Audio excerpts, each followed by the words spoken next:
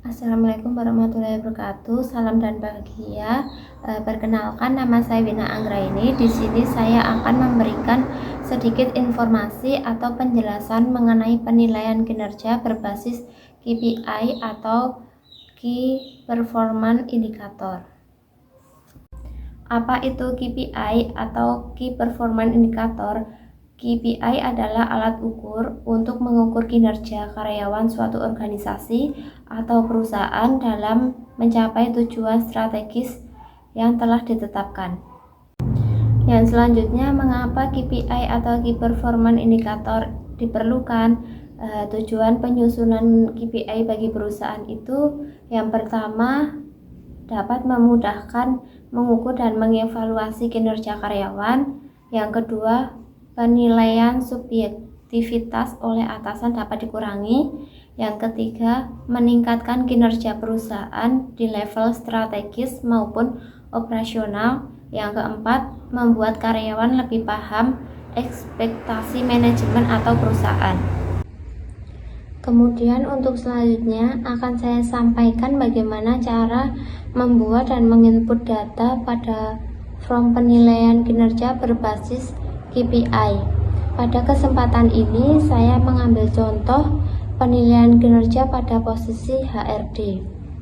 Yang pertama itu isikan nama dan posisi jabatan penilai.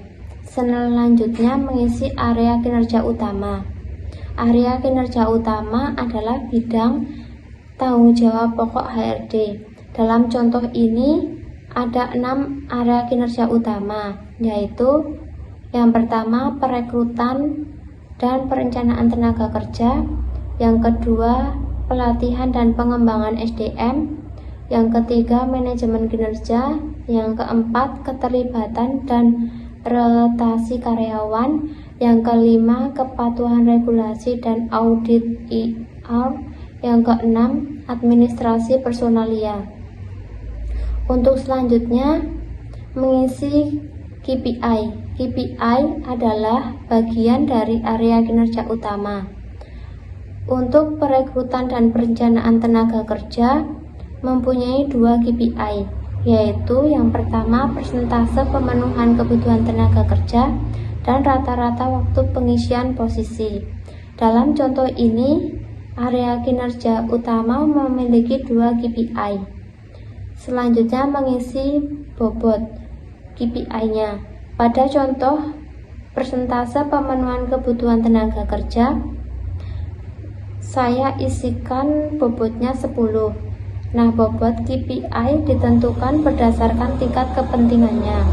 Untuk total bobot jumlahnya harus berjumlah 100.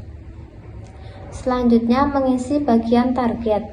Target bisa berbentuk persentase, bisa juga berbentuk jam dan sebagainya. Di sini targetnya berupa persentase. Untuk yang selanjutnya, menentukan realisasi semester 1. Realisasi ini tergantung bisa memakai bulan atau akhir tahun.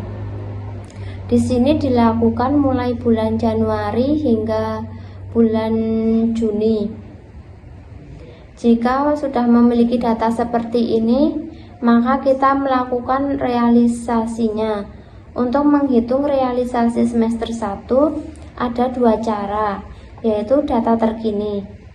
Contohnya seperti pada persentase pemenuhan kebutuhan tenaga kerja, saya menggunakan data terkini karena datanya beraturan dan meningkat dari bulan Januari 80%, Februari 85%, Maret 90%, April 90%, Mei 90%, Juni 90%. Maka saya menggunakan data terkini 90%. Untuk selanjutnya menggunakan nilai rata-rata. Di sini contohnya seperti rata-rata waktu pengisian posisi. karena nilainya tidak beraturan dari bulan Januari 90%, Februari 80%, Maret 95%, April 85%, Mei 80%, Juni 90%. Untuk menghitung rata-rata menggunakan rumus di atas ini. Begitupun selanjutnya bisa disesuaikan, bisa menggunakan data terkini maupun nilai rata-rata. Ini hasil yang sudah saya pindahkan. Untuk yang selanjutnya, mengisi realisasi semester 1. Untuk persentase pemenuhan kebutuhan tenaga kerja, persentasenya 90%. Kemudian mengisi skor.